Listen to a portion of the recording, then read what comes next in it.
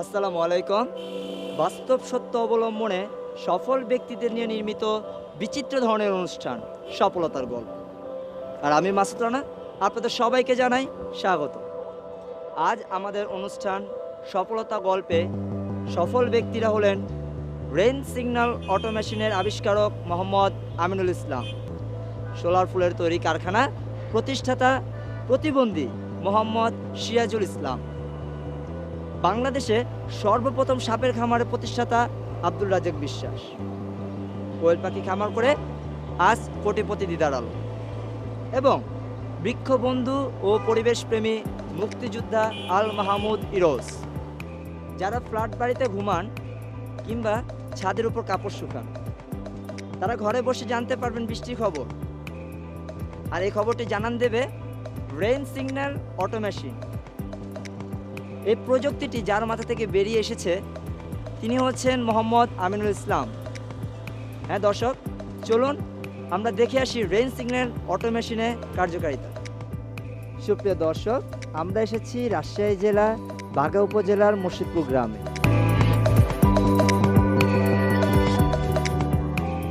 আমরা এখন rain signal অটোমেশনটির আবিষ্কারক মোহাম্মদ আমিনুল ইসলামের সাথে কথা বলব। কেমন আছেন? আলহামদুলিল্লাহ, ভালো আছি। আপনার বৃষ্টির বার্তা রেইন সিগন্যাল অটোমেশনের যে যন্ত্রটা সে সম্পর্কে কিছু জানতে চাই। ইতিমধ্যে আপনারা হয়তো জানেন, বিভিন্ন পত্রপত্রিকাতে বিষয়টা নিয়ে হাইলাইট হচ্ছে রেইন সিগন্যাল অটো মেশিন, যেটা আমি তৈরি করছি। এই মেশিনটি বৃষ্টি আসার সংকেতের কাজে ব্যবহৃত হবে এবং ফ্লাডের পানি বাড়ার সঙ্গে সঙ্গে মেশিনটি সংকেত দিতে সক্ষম। মেশিনটি মোবাইলে SMS কিংবা কল করে তথ্য জানিয়ে দেয়, কলিং বেলে উচ্চ শব্দ সৃষ্টি করে। এছাড়া যতক্ষণ সময় বৃষ্টি চলে ততক্ষণ সময় সার্বক্ষণিক ইন্ডিকেটারে সিগন্যাল দেয়। এর মাধ্যমে রুমে কিংবা বিভিন্ন ফ্লাডে রুমের মধ্যে বসে থেকে বোঝা যাবে বৃষ্টি আসার সংকেত। এছাড়া অনেক সময় হয়তো রাত্রে বন্যার পানি বৃদ্ধি পায়, সেক্ষেত্রে বিপদ সীমা পেরিয়ে বিপদও হতে পারে। এই জন্য মেশিনটি বন্যার পানি বাড়ার সঙ্গে সঙ্গেও নর্মাল, সিরিয়াস এবং রেড এভাবে পর্যায়ক্রমে সংকেত দিতে সক্ষম। আপনি এই মেশিনটি তৈরি করতে কি কি সরঞ্জাম ব্যবহার করেছেন? রেইন সিগন্যাল অটো মেশিনটি 3টি অংশে বিভক্ত। এখানে রয়েছে ইঞ্জিনিয়ার, এখানে ওয়াটার সেন্সর করা আছে, আর রয়েছে সিগন্যাল অংশ, যেটা সিগন্যাল দিয়ে জানিয়ে দিবে, আর এটা হচ্ছে power supply. Rain signal auto মেশিনটি সম্পূর্ণ দেশজ ইলেকট্রিক্যাল পার্টসপাতি দিয়ে তৈরি করা হয়েছে। সেক্ষেত্রে মেশিনটি 3টি অংশে বিভক্ত। মেশিনের এখানে রয়েছে ইঞ্জিনিয়ার, যেটা ওয়াটার থেকে ওয়াটার সেন্সর মেশিনের মধ্যে প্রেরণ করবে। আর রয়েছে এখানে সিগন্যাল অংশ, এটা শব্দ সৃষ্টি করে এবং ইন্ডিকেটারে লাইটিংয়ের মাধ্যমে এটা সংকেত দিবে। আর রয়েছে পাওয়ার সাপ্লাই। এখন আমি ইঞ্জিনিয়ারকে পাওয়ার সাপ্লাইয়ের মধ্যে ইনপুট করতেছি। প্রথমে ইঞ্জিনিয়ার এবং প্রসেসর, ইঞ্জিনিয়ারের পানি শুকানোর জন্য যে প্রসেসরের ফ্যানটা ব্যবহার করা হয়েছে সেটা ইনপুট করলাম।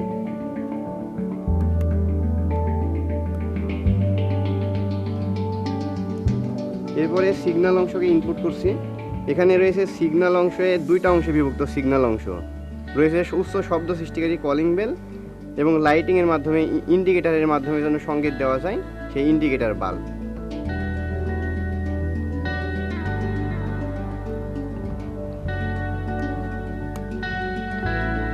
আর মোবাইলে অপারেটিংয়ে কল কিংবা SMS দেওয়ার জন্য যে নাম্বার ইনপুট করতে হয় সেটা আমি এখন ইনপুট করছি। জাস্ট এখন নাম্বারটা মোবাইলে উঠালে মেশিনে ইনপুট হয়ে যাবে। নাটোর জেলায় কাদিরাবাদ ক্যান্টনমেন্ট সাপার কলেজের বিজ্ঞান বিভাগ থেকে উচ্চ মাধ্যমিক পাশ করেছেন এই তরুণ উদ্ভাবক মোহাম্মদ আমিনুল ইসলাম।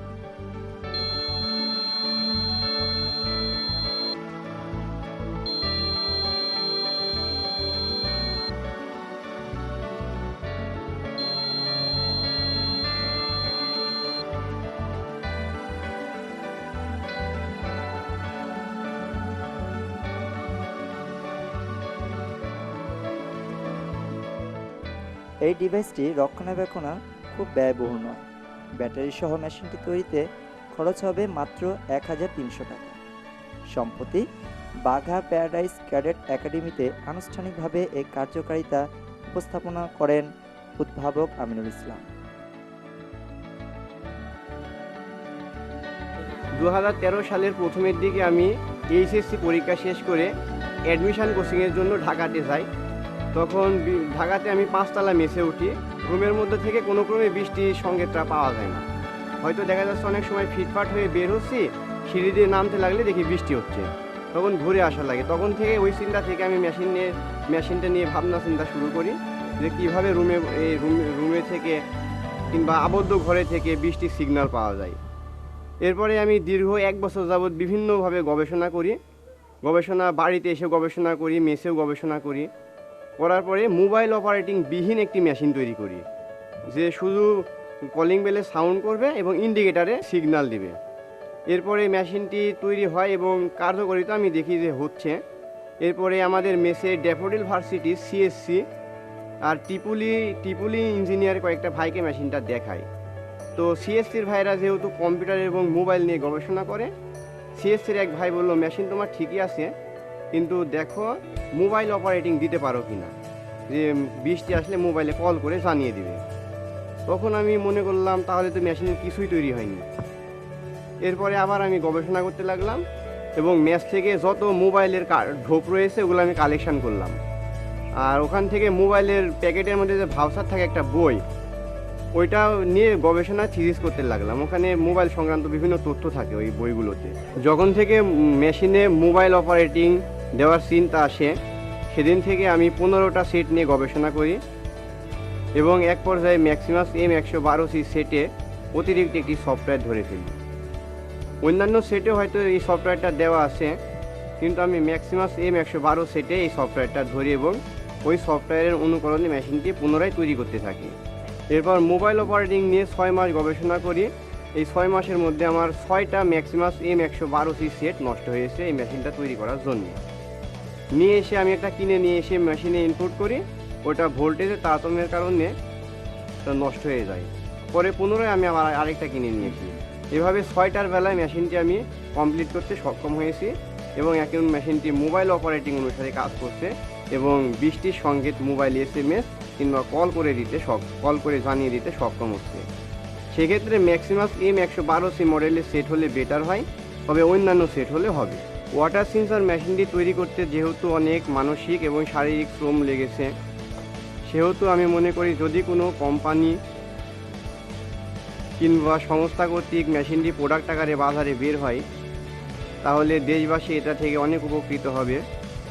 আর মেশিনটি যেহেতু এই সর্বপ্রথম আবিষ্কার, এর আগে কোনো ওয়াটার সেন্সর মেশিন আবিষ্কার হয়নি, সেহেতু আমি মনে করি এই প্রোডাক্টটি বিদেশে স্থান পাবে। এতে করে বাঘাবাসের মুখ উজ্জ্বল হবে। আর ভবিষ্যতে আমি ব্লুটুথ কারেন্ট নিয়ে একটি গবেষণার চিন্তাভাবনা রেখেছি। যদি সার্বিক সহায়তা এবং উপযুক্ত ল্যাব পাই, তাহলে ইনশাল্লাহ আমি ব্লুটুথ কারেন্টও তৈরি করতে সক্ষম হব। তখন তার বিভিন্ন ইলেকট্রিসিটি সঞ্চালন করা যাবে। এতে বাঘাসহ সমগ্র দেশের সর্বস্তরের লোক উপকৃত হবে বলে আমি বিশ্বাস করি। আমরা এখন কাদিরাবাদ ক্যান্টনমেন্ট কলেজের সহকারী অধ্যাপক মোহাম্মদ খলিলুর রহমান স্যারের সাথে কথা বলবো। আমিনুল ইসলাম যখন আমাদের কাদিরাবাদ ক্যান্টনমেন্ট স্যাপার কলেজে ভর্তি হয়, তখন সে একাডেমিক শিক্ষার পাশাপাশি বিজ্ঞান শিক্ষায় তার যে কৌতূহল, তার যে আবেগ অনুভূতি, সেটা আমরা প্রথম লক্ষ্য করি এবং তখন থেকেই তাকে এই সব ক্ষুদে আবিষ্কারের জন্য আমরা উদ্বুদ্ধ করি।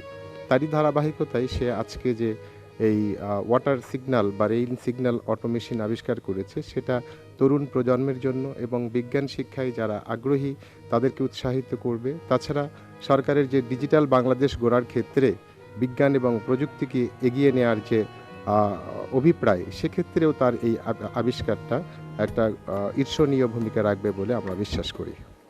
হ্যাঁ, সময় হলো এবার বিরতি নেওয়ার। আর বিরতির পর ফিরব নতুন কিছু নিয়ে। ততক্ষণ আমাদের সাথেই থাকুন। প্রতিবন্ধীরা আমাদের সমাজের বাইরে নয়, তারাও সমাজের একটি অংশ। তারাও পারে আমাদের মতো সমাজের বিভিন্ন কাজে অংশ নিতে। তাই তো প্রতি বছর 2 এপ্রিল আন্তর্জাতিক প্রতিবন্ধী দিবস পালিত হয়।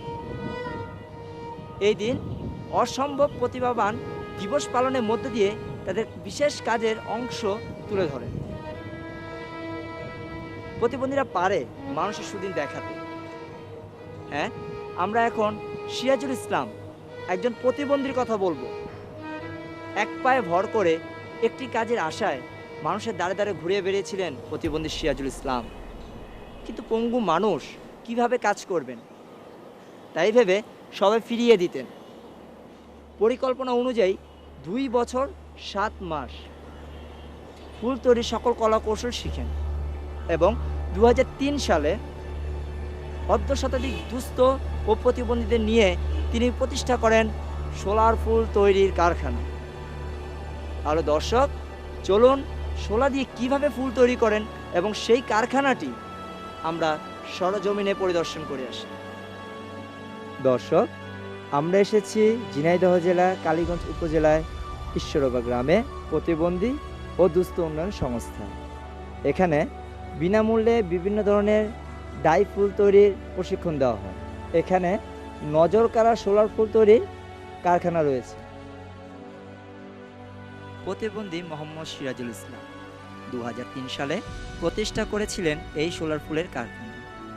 আমাদের আশপাশে অনেক খালবিল রয়েছে, আর এই খালবিল থেকে সংগ্রহ করা হয় শোলা দিয়ে বিভিন্ন ধরনের ডিজাইনের ফুল তৈরি করছে।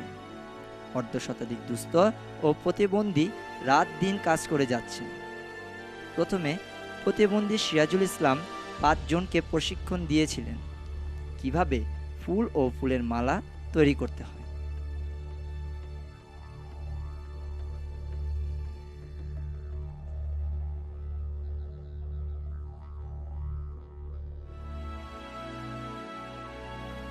এখন শত দুস্থ ও প্রতিবন্ধীরা প্রশিক্ষণ নিয়ে অসহায় পরনির্ভরশীলতা থেকে বাঁচার মুক্তির পথ দেখেছে।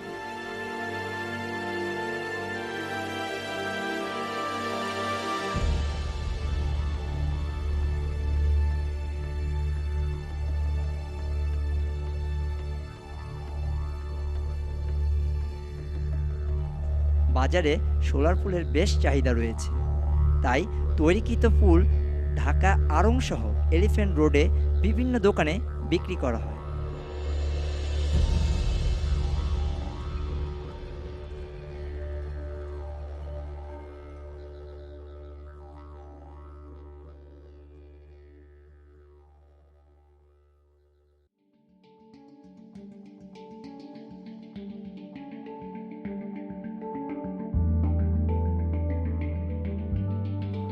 নজর কাড়া ফুলের সোলার তৈরি ফুল, আর এই ফুলের কারখানার প্রতিষ্ঠাতা ও ভারতে প্রশিক্ষকপ্রাপ্ত প্রতিবন্ধী মোহাম্মদ সিরাজুল ইসলাম সাহেবের সাথে এখন কথা বলব। আমি 2003 সালে এই ফুলের কাজ আরম্ভ করেছি, এবং 2004-এ প্রশিক্ষণ দেওয়া শুরু করেছি। 2005-এ সমাজ কল্যাণ মন্ত্রণালয় আমার এই সংস্থাকে অনুমোদন দিয়েছে। প্রশিক্ষণপ্রাপ্ত সদস্য কতজন? আমার প্রশিক্ষণপ্রাপ্ত সদস্য এখন 100 মতো আছে, 100। আর যারা কাজ করে বর্তমান তারাও আছে 100 মতো। ফুলগুলা প্রথমত নিউ মার্কেটে যায়, আর পরবর্তীতে যে আমার কিছু বাইরের ফাটি আছে, সেটা হলো আড়ং। আমি দেই আড়ঙের ডাইরেক্ট দিচ্ছি না, ভাইয়া মধ্যে 2টা ফাটি আমার থেকে মাল। এই ফুলগুলা বেশি চাহিদা, আমি দিতে পারি না সাময়িক সমস্যার কারণে। আমার কাজের সমস্যা, লেবারের সমস্যা, পয়সার সমস্যা, টাকার সমস্যা, এই নিয়ে আমি কাজগুলো দিতে পারতেছি না। কিন্তু বিশেষ চাহিদা আছে বর্তমানে। আমি প্রথমত এই দুটা নিয়েছিলাম বাইরে দেওয়াতে, এখন থেকে আমার বাংলাদেশে এই ফুলটা চাহিদা বেশি। বাংলাদেশে আমি দিতে পারি না। আমার যে প্রোডাক্ট আছে 2-3 জায়গায় তারা করে তুলেতে পারছি। এখন যদি কোনো সহজে পাইতাম, আমি কোনো সহজে হয়তো এই ধরনের, তাহলে একটা প্রজেক্ট করে আমি দুস্থ এবং প্রতিবন্ধীদেরকে নিয়ে এটা ভালোভাবে চালাতে পারি। আমাদের একটাই আবেদন সরকারের কাছে, আমরা এই পর্যন্ত সরকারের কাছে কোনো সহযোগিতা পাইনি। এখন যদি সরকার এই সহযোগিতার পথে হাত বাড়ায়, তাহলে আমরা এই সংস্থাকে আরও উন্নয়ন আগে নিয়ে যেতে পারব। সরকারের কাছে এটুকু আবেদন, সরকার আমাদেরকে কিছু সহযোগিতা করবে।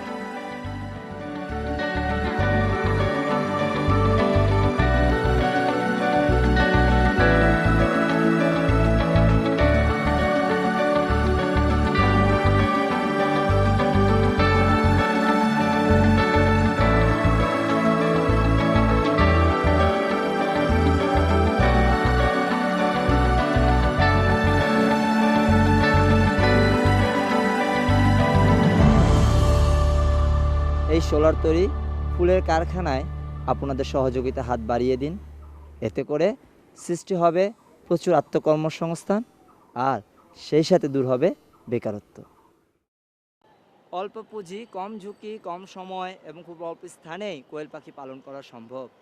তাই তো নরসিংদীতে পল্লী চিকিৎসক ডক্টর দিদার আলমের কোয়েল পাখির খামার এনে দিয়েছে এলাকার শত পরিবারের অর্থনৈতিক সচ্ছলতা। মাত্র 20,000 টাকা পুঁজি নিয়ে কোয়েল পাখি পালন শুরু করেন পল্লী চিকিৎসক ডক্টর দিদার আলম। 12 বছর ব্যবধানে আজকে এই খামার দিয়েই তিনি কোটিপতি।